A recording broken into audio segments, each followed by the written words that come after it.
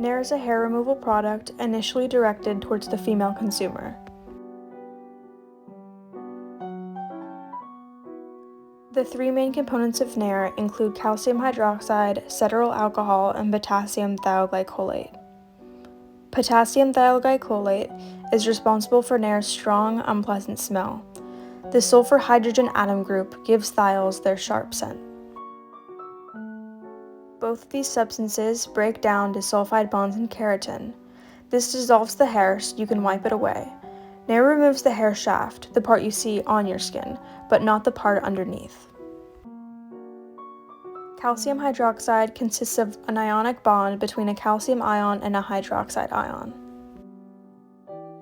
Cetearyl alcohol helps moisturize and soften the skin, and also helps the Nair formula maintain its texture, consistency, and thickness.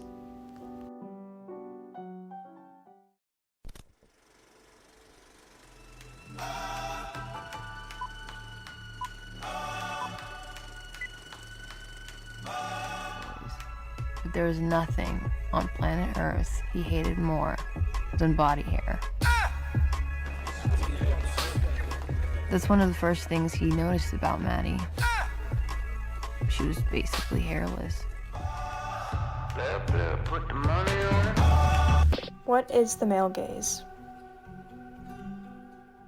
Laura Mulvey is a British feminist film theorist. She coined the term male gaze, which is defined as the act of depicting women and the world in the visual arts and in literature from a masculine heterosexual perspective that presents and represents women as sexual objects for the pleasure of the heterosexual male viewer. The male gaze in art is said to be a direct translation of how our patriarchal society views beauty.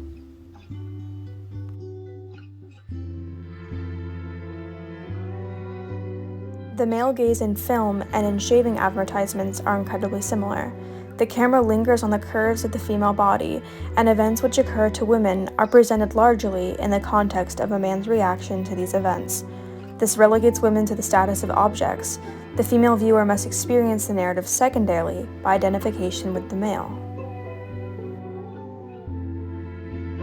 It has become expected for women to embody the standards presented by the male gaze.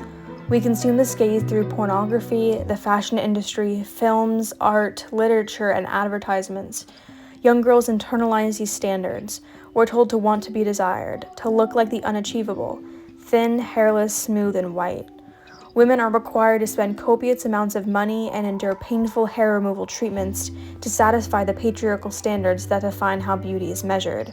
If not, our sexual attraction is diminished. We are considered dirty, masculine, and unworthy of male attention. I'm not asking you to stop removing your body hair. I'm asking you to reflect on why you choose to do so. Think, why does female body hair make me uncomfortable? Why am I correlating hygiene with body hair, ugliness with body hair? What does your ideal woman look like? Is she hairless, baby smooth, and compliant? I'm not asking you to alter your bodily choices and attractions. I'm asking you to be aware of where these expectations, desires, and practices stem from.